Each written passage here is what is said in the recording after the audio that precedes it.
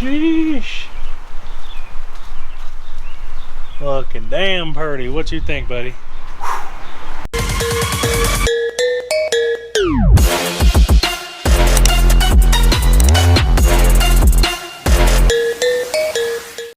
What's up, guys? Welcome back to another video. I'm not going to show you yet, but the car already has the bumper on it. We got to take the bumper back off. So we're going to pull his bumper off, and then we'll show you how we put the bumper together and all that jazz. Yeah, we're going to get the bumper off. He's got these OP7 turn signal housings that look pretty sweet. Well, guys, here's the bumper.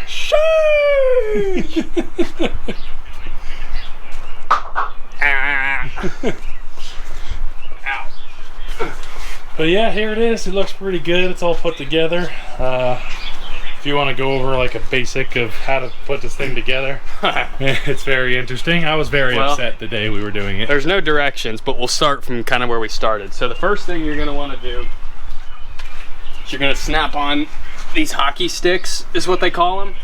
They essentially just go right over top, and the clips are kind of weird, but you kind of got to give it a little ugga-dugga and it'll go on. After the hockey sticks, did we do this lower or did we do the grills? I think we did the grills next. Yeah, I believe we did the grills. The grills, kind of the same way. If you want to look on the back, you can see all these tabs and how everything fits together. So you basically just snap them in place, but we did these lower grills and then these center grills. This center cap on the front bumper, like on the center bar, is kind of the same thing. This is actually a separate cap that comes off. It's not part of the bumper, really. And it snaps into the bottom of this upper grill and to the top of the lower grill. All this stuff just kind of snaps together as well. These you kind of have to finesse a little bit. Some of them, believe it or not, you have to like give some good force. Like I was whacking it with my fist. You don't want to because it's plastic and it's kind of scary, but you have to. Yeah, because it's just a tight fit. That's how it is. And then with some of this other stuff, we kind of had to just figure it out, finesse it, if you will. So like these top guys, we just kind of found holes that lined up and did the bolts. Same thing with these side canards. You know, at least we knew the brackets were for that. We were able to assemble these lower pieces, the canard holders. But as far as like everything else with the lights, we used the regular bolts, not even bolts that came with it. You know, we just kind of had to really finesse stuff, but we made it work. I mean, it all seems good quality. There's just no directions whatsoever. Which seems kind of dumb. It's what I said it like 15 times that day.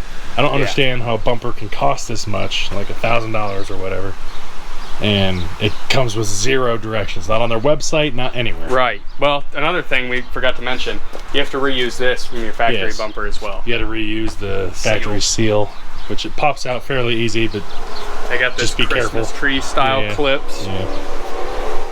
But I mean, it looks really good. Yeah, so it does. It's all together now, so I'm happy with the way it turned out. It looks absolutely menacing on the car. Yeah. I wasn't sure how I was gonna like it. I mean, I knew I was gonna like it, but a lot of times you don't see these on black cars. You see them on yellow cars, white cars, so where you can have contrast. This is black, and then everything else is body color. You know, body color blue, or the trim green, color, orange, whatever. So it has a lot of contrast. You can really see all the curves, but I was kind of surprised. Even with the black car, it just looks totally different. We got to put the fans on for his heat exchanger, because mine, I've got the big boy heat exchanger, so it doesn't fit, and I was a dum-dum and bought them and not realizing it wouldn't fit the upgraded heat exchanger. All right, well, as you can see, we got the fans in. It's ready to drive.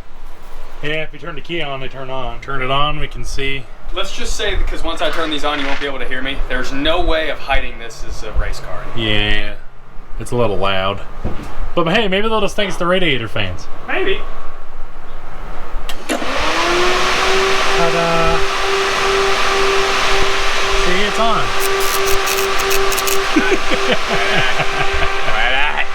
I think we may go over there and give them one final look at the bumper before we throw it back on, just to go over some things. And yeah, because we didn't show them once we got everything else on there. So we'll do that and we'll be right back. Ta-da! Out in the light, you can see all the upgrades, the turn signals, the bumper itself, obviously. It's kind of hard to miss that. She's a little dirty right now. little Those bit. splitters are pretty nice though on the side canards or canards, however you want to say it. But that's the GT500 777 performance. We're gonna go ahead and get this sucker thrown back together, and then maybe if he's up to it, we'll pull it into the driveway to get the light on it so we can actually see what it looks like on the light with the bumper on it.